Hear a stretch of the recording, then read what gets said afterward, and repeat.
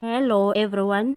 The under fire monarch of Eswatini Kingdom, King Mswati III, has confirmed that he is going to attend the coronation of Zulu King Misizulu Sinqobile kaZwelithini, even though his presence may spark protests.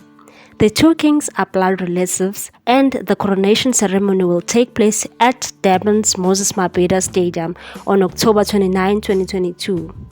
King Mswati is an uncle to King Misizulu and the late Queen Mantfombi Shiyiwe Dlamini Zulu. The great wife of the late King Goodwill Zwelithini is a half-sister of the Swati king.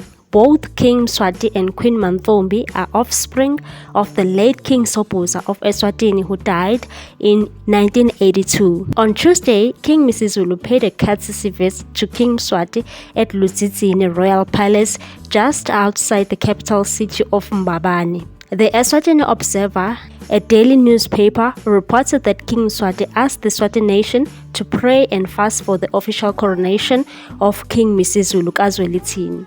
The publication didn't explain why the king asked for that. However, it is known that King Misizulu's ascension was never an easy one. He was bitterly challenged by Prince Magade and later by Prince Buzabazi. Prince Magade is still having a pending court case at the Pretoria High Court, where he is challenging Misizulu's recognition as the king of Zulu Nation, arguing that he is the rightful heir.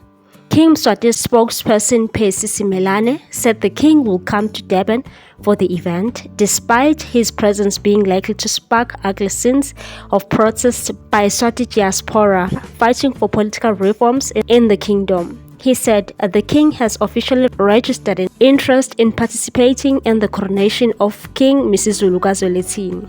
We have no reasons to believe he will not take part. If people in the diaspora will be protesting in Swatini, police brutality which occurred during peaceful marches, they surely would be exercising their rights, as the case is all over the world. We elect not to go into the merits of what happened during the recent uprising that sucked in the police and the army. Safe to say that 400 businesses, private and public structures had been touched by peaceful protesters, who also looted shops and robbed motorists. We have no reasons to think the king could be deterred by the protesters in question from attending the coronation. While there have been talks among progressive forces that one of the ways to draw the attention of the international community to the plight of Swati people killed by the king's forces is to stage protests around the globe. Such protests have been previously staged at the Swati High Commission in Pretoria and the one in London. In May last year, the Johannesburg-based Swaziland Solidarity Network was up in arms, saying King Misizulu should not be using security personnel from the kingdom as the people there are poor. Instead, he should fund it from his own pockets, as his late mother left him enough fortune to afford it. Now, that was back then when King Misizulu was still without state support after the provincial government of KwaZulu-Natal withheld it on the basis that there was a dispute. This one is a bit tricky.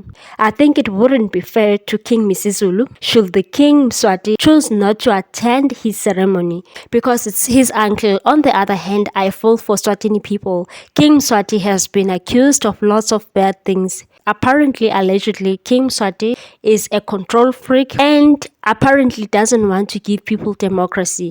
What's your take on this one, people? Thanks for watching. Please subscribe for more news.